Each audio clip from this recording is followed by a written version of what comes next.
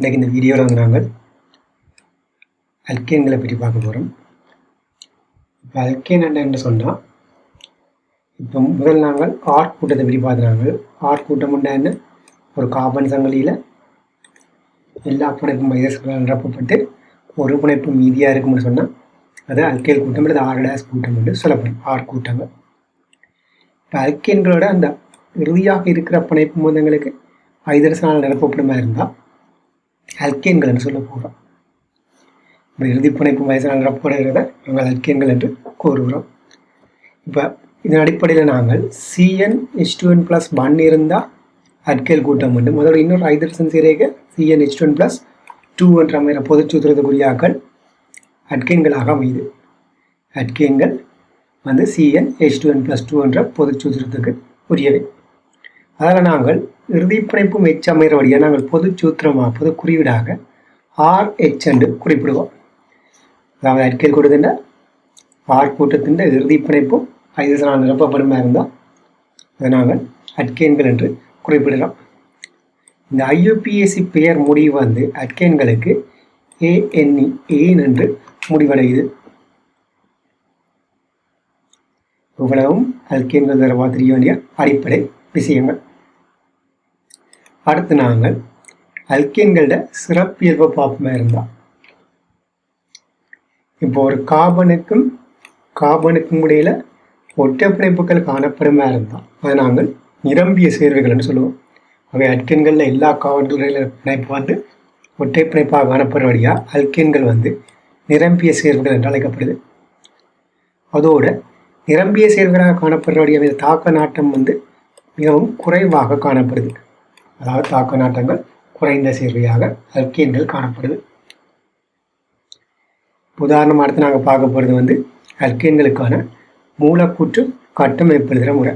இப்போ N=1, அதாவது இங்கே என்னென்று குறிக்கிறது வந்து CnH2n+1 உள்ள எண் ஒன்றுன்னு சொன்னால் எழுதுவ மண்டங்களுக்கு மூலக்கூற்று சூத்திரம் CH4 என அமையும். ஆகவே இங்கே நாங்கள் ஒரு கார்பனை சுற்றி 4 ஹைட்ரஜன் பிணைப்புகள் வந்து இங்கே காணப்பட போது அவை கட்டமைப்பு என்ன போது C4 ஒற்றை பிணைப்பால் அணிஞ்ச ஹைட்ரஜன்கள் காணப்படுற மாதிரி அமைய போகுது. அடுத்து நாங்கள் இதே N=2க்கு கீரோமாக இருந்தால் 2 கார்பன் அணுக்கள் காணப்படுது. அதை சுற்றி ஒவ்வொரு கார்பனுக்கும் 3 ஹைட்ரஜன் படி என்ன வரப்போகுது CH3 என அமையும். இப்படி ஒவ்வொரு கார்பனுக்கு கேட்ட மாதிரி நாங்கள் எழுதி கொண்டு போகலாம். இல்லை உதாரணமாக நாங்கள் N=5க்கு பார்ப்போமா இருந்தால் C5H12 என்றது வந்து மூலக்கூற்று சூத்திரமாக அமைய போது முதலாவது சேர்வையை பார்ப்போம். ஒவ்வொரு 5 கார்பன்களும் நேரொழுங்கில் இணைஞ்சு கொண்டு போகும். CH3 CH2 CH2 CH2 CH3 என அமையும். நீ அடுத்த கட்டமைப்பு நாங்கள் கீறதுக்கு இதை விட வேறு கட்டமைப்புகள் N=5க்கு கீறக்கூடியதாக அமையும். இந்த கார்பன், அதாவது இறுதியாக உள்ள கார்பன் அணுவை இந்த கார்பனை கலட்டி அதுக்கு பக்கத்துக்கு வேண்டாம் இணைஞ்சிருக்கிற கார்பன் இது. ஆகவே அதுக்கு பக்கத்தில் உள்ள கார்பன் இந்த CH2 என்ற கார்பனில், அதாவது 1 2 3வது கார்பனில் நாங்கள் இணைப்போம். ஆகவே இந்த கார்பன் தான் இப்போ இந்த கார்பனாக வருது. இதில் கலட்டினபடியாக இதில் CH2 இருக்கிற இறுதி கார்பன் அது CH3 மாறும். கலட்டப்பட்ட கார்பன் வந்து இங்கே கொழுவப்படுது. இந்த கொழுவப்பட்ட கார்பன் தான் இந்த CH3. ஏனைய கார்பன்கள் அப்படியே அமைய போகுது. அடுத்து என்ன செய்வோம்னு சொன்னால், அந்த கார்பனை அடுத்த கார்பனுக்கு மாற்றுவோம். இப்படி தொடராக மாற்றி கொண்டு போவோம். இந்த கார்பனை இந்த CH3 கூட்டத்தை அடுத்த கார்பனுக்கு மாற்றினா இதே கூட்டத்தின் கண்ணாடியில் பார்க்குற ஒரு கட்டமைப்பு மிரர் இமேஜாக வரும். அது ரெண்டுமே ஒத்த கட்டமைப்பாக காணப்படும். ஆகவே எழுதப்பட்ட கட்டமைப்பு வந்தவுடனே என்ன செய்வோம், கட்டமைப்படுதலை நிறுத்துவோம். இனி பிறகு என்ன செய்வோம், இவ்வளவு தான் இதுக்கு எழுதக்கூடிய கட்டமைப்பு வழியாக இனி இந்த கார்பனை கலட்டி என்ன செய்வோம், அதுக்கு இந்த கார்பனில் கொண்டு நாங்கள் இணைக்கலாம்.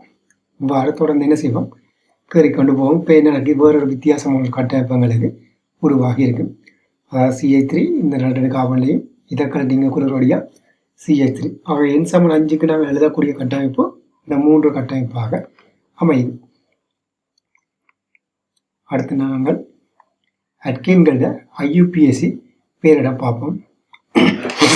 இப்போ அட்கின்களோட ஐயுபிஎஸ்சி பேரிடு எழுதும்போது முதலாவது பிரதான விஷயமா நாங்கள் மிக நீண்ட கார்பன் சங்கிலி ஒன்றை தெரிவு செய்யணும். அதை நாங்கள் தாய் சங்கிலி என்று சொல்லுவோம். உதாரணம் இந்த கீழ்காட்டப்பட்ட கட்டமைப்பாக இருந்தால் 1 2 3 4 5 6 இதில் 6 கார்பன் நேராக இணைக்கப்பட்டிருக்கு. இங்கே பார்த்தோம்னா 1 2 3 4 5 6 7 மொத்தமாக இங்கே 7 கார்பன்கள் இணைக்கப்பட்டிருக்கு. அவை மிக நீண்ட கார்பன் சங்கிலியாக இது அமையப்போகுது. இந்த 7 கார்பன் கொண்டது அமையப்போகுது. அவை முதலாவது மிக நீண்ட கார்பன் சங்கிலி என்ன செய்வோம், தாய் சங்கிலியாக தெரிவு செய்வோம். இரண்டாவதாக பிரதியீட்டு கூட்டத்துக்கு கிட்டிய முனையில இருந்து நாங்கள் தாய் சங்கிலியை இலக்கமிடுவோம். பார்த்தோம்னு சொன்னால் இங்கே 7வது கார்பன் 6வது கார்பன் 5வது கார்பன் எந்த ஒரு பிரதியிடுமே இல்லை.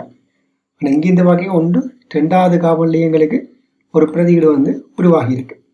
ஆகவே சிஎல்லுக்கு கிட்டவாக இருந்து நாங்கள் என்ன செய்வோம், பேரிடுவோம்.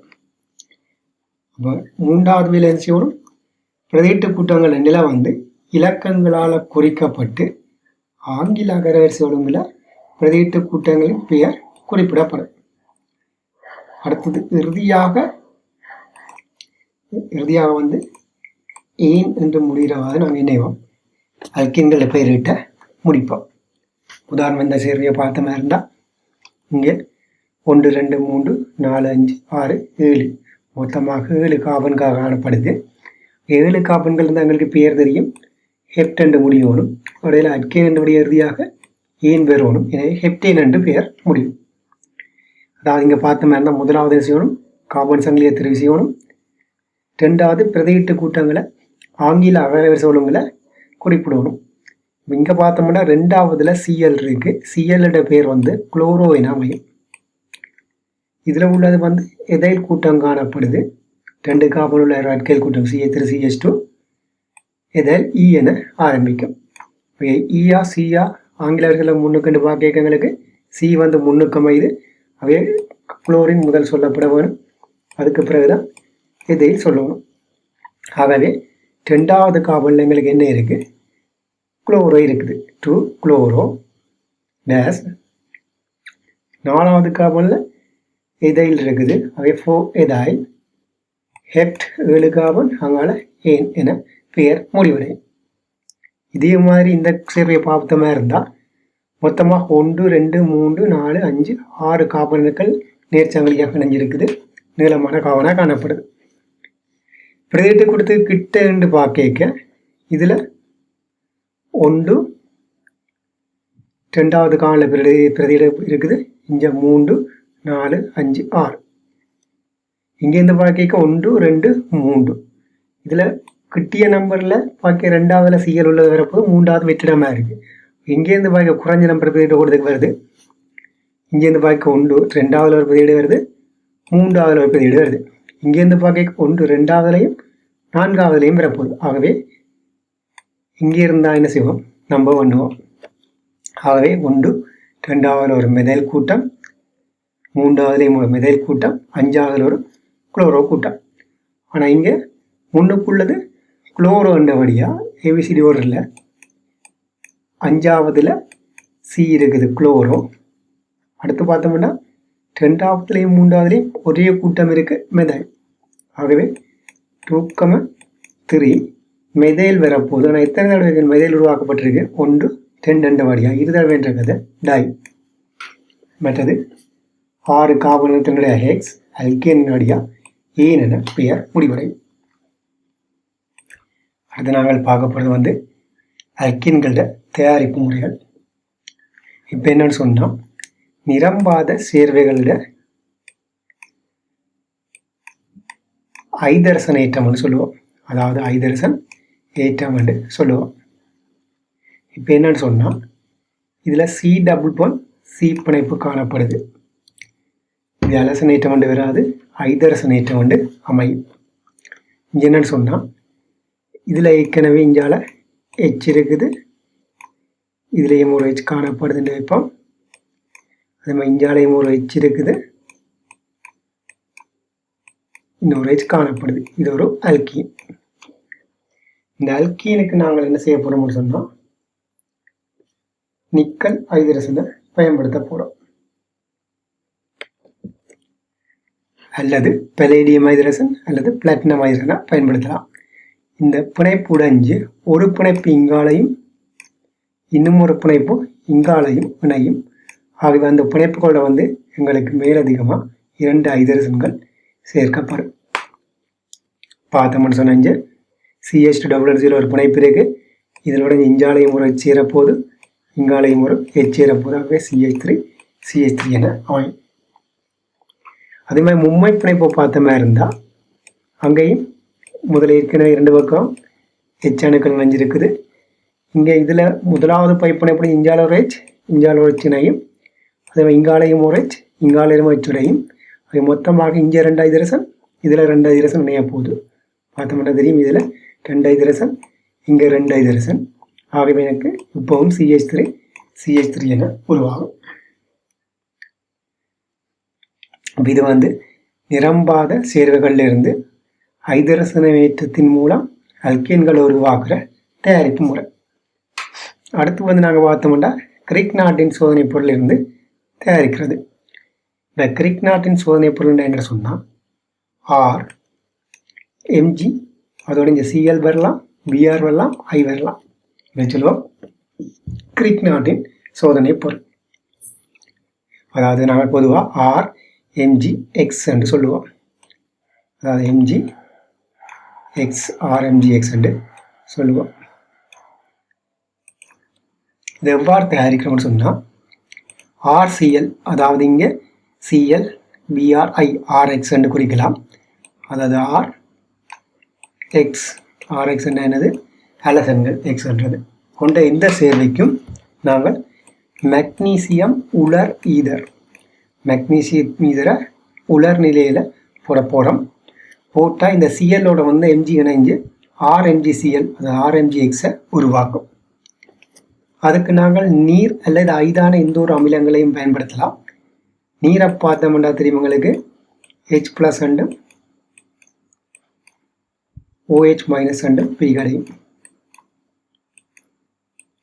அது H+OH- என்று பிரிகடையும். இங்கே நாங்கள் பார்த்தோம்னு சொன்னால் இங்கே Clக்கு மைனஸும் Rக்கு ப்ளஸும் இருக்கும்.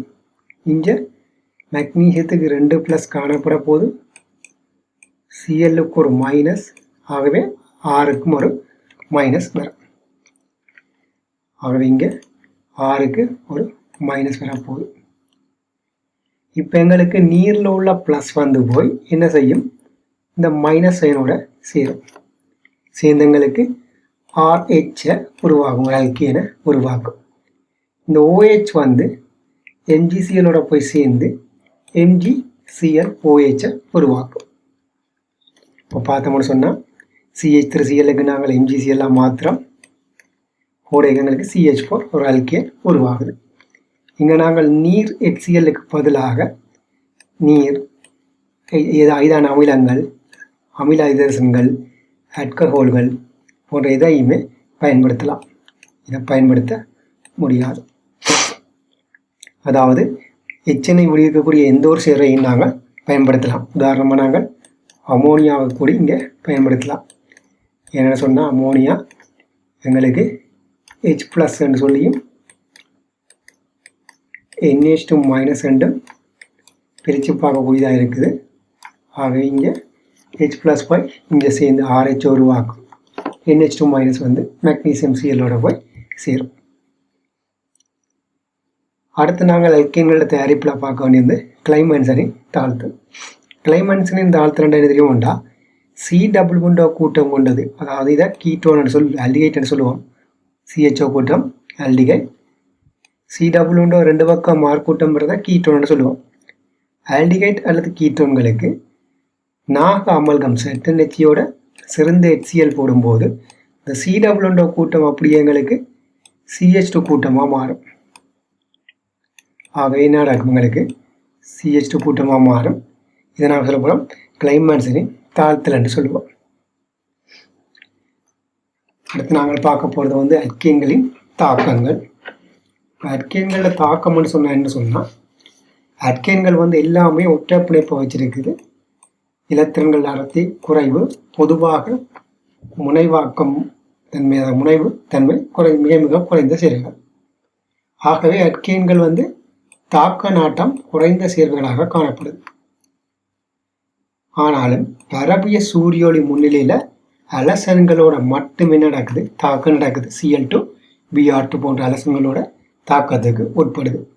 உதாரணமாக CH4க்கு நான் Cl2 போடுறேன்.